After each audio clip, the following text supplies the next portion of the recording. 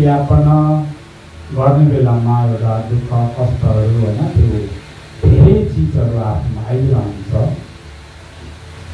त्योभन्दा अगाडि चाहिँ आफूले अलिकति भए पनि एउटा पुण्य आर्जन गरेर एउटा किनभने एउटा हामी बौद्ध माथि भइसकेपछि अलिकति भए पनि हामीले पुण्य आर्जन गर्ने, भगवान्लाई सम्झ्ने, न्याउने, मलम पाठ गर्ने, तीर्थयात्रा गर्ने, त्यहाँदेखि जप ध्यान साधना गर्नु भयो भने अवश्य त्यो चिज चाहिँ अब हामी मनुष्य तौल पाएर हामी मनुष्य तौल चाहिँ व्यर्थमा त्यतिकै खेर जाँदैन।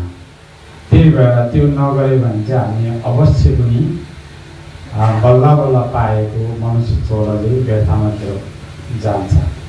त्यही भएर हुन त यो शरीर र नामसे विज्ञान चित्त फरक हो है।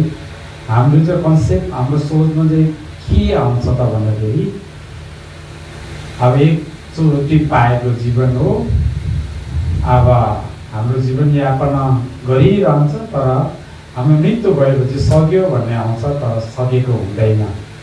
के सकेको हुँदैन भने आफूमा भएको पञ्च तत्त्वबाट बनेको शरीर सकेको हुन्छ, विज्ञान चित्त नम्से सकेको हुँदैन।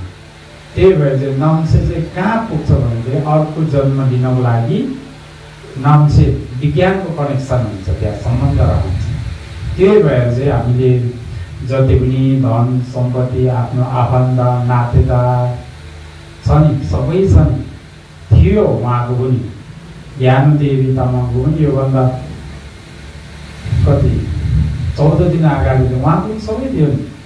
के चाहिँ थिएन, छोरा थियो, छोरी थियो, आफन्त थियो, हामी सबै नातेदारहरू थियो त, सबैजना थियो है, आफ्नो घर थियो, सबै चिज थियो त।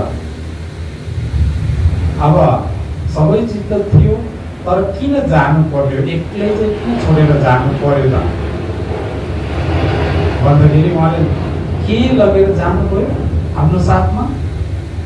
कोही कसैले साथमा लगेन, आफ्नो घर परिवार छोरा छोरी आफन्त नातेदार सबैजना छोडेर उहाँ हिँड्नु भयो। हिँड्दाखेरि अन्तिममा त्यो बेलामा चाहिँ हामीले लाने चिज चाहिँ के रहेछ त भन्दाखेरि हामीले त्यो चिज चाहिँ हामीले अलिकति जान्नुपर्ने देखिन्छ। अन्तिममा अब सबै चिज छोडेर आफूले लाउने कपडा छन् त्यो पनि आफ्नो अधिकार छैन, त्यो पनि उहाँले छोडेर गयो। गइसकेपछि अब उहाँसँग के गयो? पहिला थियो त आफ्नो घर थियो, जमिन थियो, सबै मेरो भन्थ्यो। अब छैन त मेरो भन्ने छैन, त्यहाँ सबै सक्यो। सबै सकेर एक्लै जानु भयो। भइसकेपछि उहाँले लाने चिज भनेको चाहिँ हामीले अलिकति जान्नुपर्ने हुन्छ कि उहाँले लाने भनेको एउटा पुण्य लानु भयो। उहाँले जति पनि उहाँले भगवान्प्रति एउटा आस्था राखेर जप गर्नुभएको छ, कतै गुम्बामा जानु भएर उहाँले न्यूने व्रत बस्नु भएको छ, एउटा पुण्य आर्जन गर्नुभएको छ, त्यहाँदेखि तीर्थयात्रा गर्नुभएको छ। हो, त्यो चिज चाहिँ उहाँ सँगसँगै जानुभयो है, सँगै लानुभयो। अरू चिजहरू चाहिँ सबै चाहिँ छोडेर राख्नुभयो। त्यही भएर चाहिँ हामीले पनि यो किन जोड्यो, प्रशंसा मैले किन जोड्यो भने हामी पनि भोलि पर्सि ज्ञानमाया तामाङ ज्ञानदेवी तामाङ जस्तै सबै चिज छोडेर जानुपर्ने रहेछ। त्यो अवस्थामा चाहिँ हामीले लाने चिज चाहिँ के रहेछ भने चाहिँ हामीले अहिले नै अलिकति खोज तलास गरेर यो चिज चाहिँ मसँगै जाने रहेछ भनेर चाहिँ हामीले जान्नुपर्ने चाहिँ एकदमै जान्नुपर्ने हुन्छ। नत्र भोलि वर्ष हामी अन्तिम समयमा हामी खाली जानुपर्ने हुन्छ है। पुण्य लान सकेन भने त्यहाँदेखि खाली हात गयो को बराबर हुन्छ। त्योभन्दा अगाडि चाहिँ हामीले अलिकति भए पनि अब तपाईँ हामी सबैले हुन तपाईँले धर्म गरिरहेको छ होइन, पुण्य गरिरहेको छ, अझै चाहिँ हामी जीवित हुने बेलामा चाहिँ पुण्यहरू र धर्महरू अभ्यासहरू ध्यान साधना गर्नुभयो भने चाहिँ अवश्य राम्रो हुन्छ। हुन त हामी गृहस्थी जीवन हो होइन, आफ्नो आफन्त छ, परिवार छ, घर परिवार छ, नातेदार छ, कता बिहे भन्छ, कस्तो छोवर भन्छ है, कता कता धेरै ठाउँमा जानुपर्ने अवस्था आउँछ। त्यो अवस्थालाई चाहिँ हामीले म्यानेज गरेर अलिकति भयो भने एउटा पुण्य एउटा धार्मिकको बाटोमा चाहिँ अलिकति पक्रेर राख्यो भने गऱ्यो भने चाहिँ अब हामीले पुण्य रोप्यो भने त्यसको फल भोलि पर्सि त्यो पुण्य नै फल्ने हो। त्यहाँदेखि हामीले पाप रोपेर राख्यो भने पाप नै फल्ने हो। के रोपेन भने चाहिँ फलेन, केही पनि फलेन। त्यही भएर चाहिँ मैले प्रशंसा के जोडेँ भने चाहिँ अलिकति हामीले पनि जीवित नहुने बेलामै एउटा पुण्यको बिउ चाहिँ अलिकति ध्यान साधना भगवान्को जप गरेर माला भनेर होइन अलिकति पुण्यको बिउ रोपेर राख्नु भयो भने चाहिँ अवश्य त्यसको फल चाहिँ एक दिन न एक दिन अवश्य त्यसको फल पाउँछ। त्यस्तो फल चाहिँ फेरि मिठो हुन्छ हाम्रो है। त्यही भएर चाहिँ अलिकति पुण्य पनि गरेर राख्नुपर्छ। किनभने हामी हुन त हामीले गेवा भनेर भन्छन्, त्यो सबै गेवा नै हो। अब हामी जीवितमा गर्ने पनि गेवै हो, मृत्युपछि भए पनि सबै गेवा नै हो। तर यो गेवा चाहिँ कतिखेर गर्नुपर्छ भन्दाखेरि जीवितमा गरेको गेवा चाहिँ एकदमै ठुलो पुण्यको रूपमा मानिन्छ बौद्ध धर्मले। किनभने चाहिँ हामी मृत्युपछि त एक्लै हुन्छ यात्रा, घरको यात्रा एक्लै हुन्छ। त्यहाँदेखि हामीले त्यहाँ धेरै दुःख हुन्छ, कष्ट हुन्छ। त्यहाँदेखि पुण्य गर्ने एउटा अवसर नै त्यति पाउँदैन मृतकलाई। त्यही भएर चाहिँ हामी जीवितको बेलामा त सबै अवसर छ नि, न्युम्ने बस्न पनि अवसर छ। त्यहाँदेखि आफ्नो आफन्त दाजुभाइ नातेदार आफन्तहरू पनि साथ दिन्छ ध्यान साधना गर्ने बेलामा।